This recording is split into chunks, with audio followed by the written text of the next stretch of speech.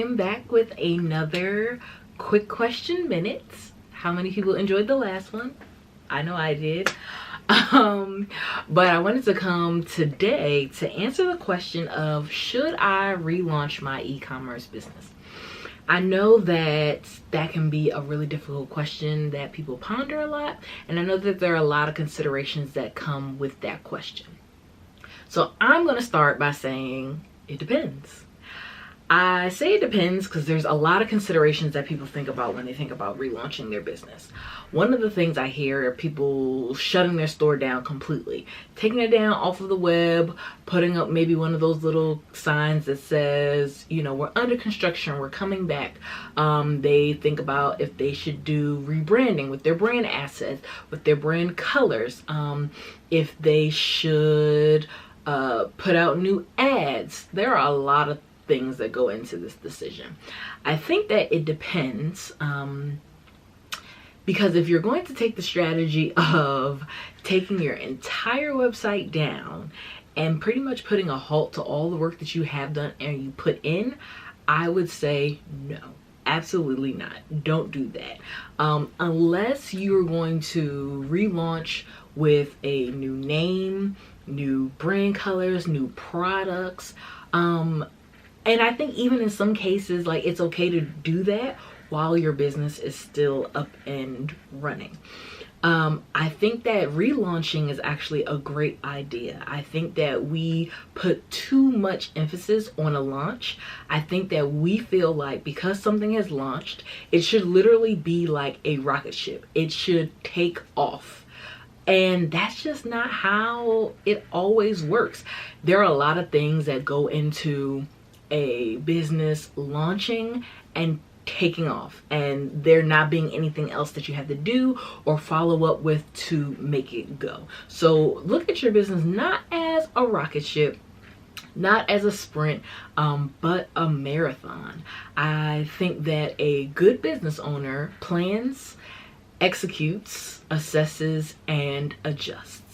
So if you have planned this amazing business, you DIY'd your website, you've gotten your products, you figured out how you're going to do shipping and fulfill those products and just have a happy experience to your customers, you tell people about it on social media, you do a lead up, and then you have this big day where you launch to everybody and it kind of flops.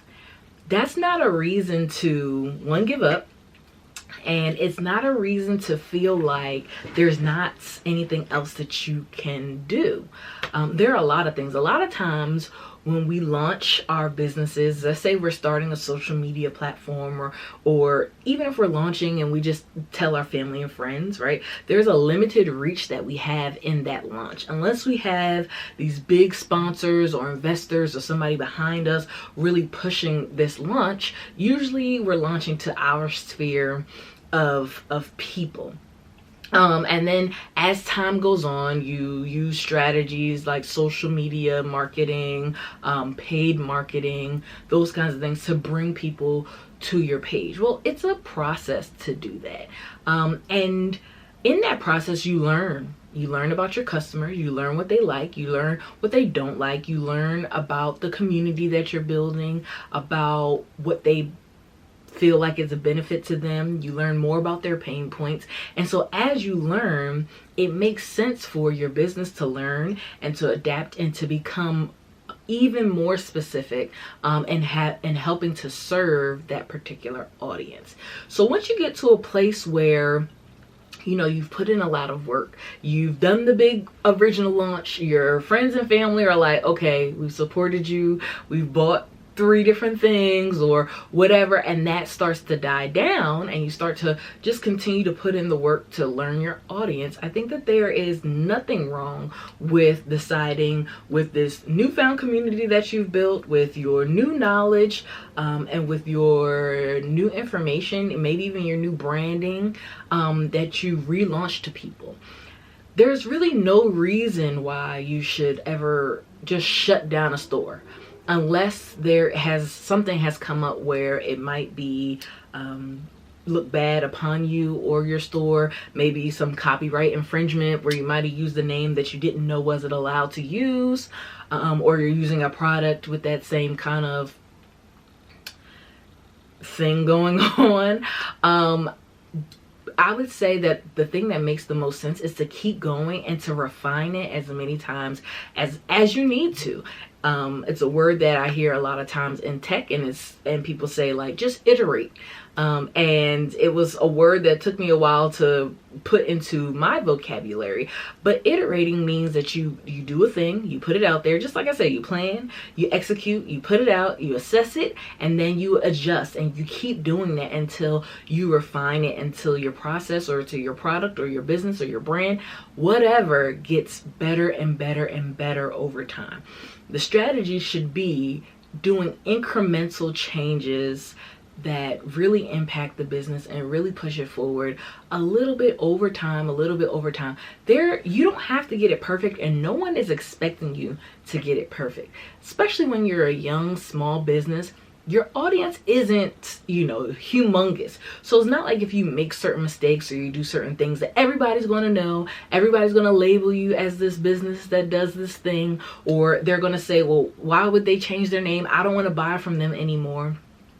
That's actually your advantage. Your advantage when you start off small and when you're building with a small audience is that you have the grace and the luxury to change, because you haven't put in, 10 years, 15 years trying to build a specific name or trying to use specific colors and get people to recognize it and all of those things. And so in the beginning, it's okay to need to change. And then when you do that, it's a reason to celebrate and to share with everybody and to relaunch yourself to the world of who you are, what is this new thing it is that you're doing. I think that even says a lot about you and your brand, that you want to hear feedback, take on criticism, see things in your business that aren't perfect, and to work on them. That shows that you care about showing up for the people who you are selling products to, and you just care about having a better brand and having a better community.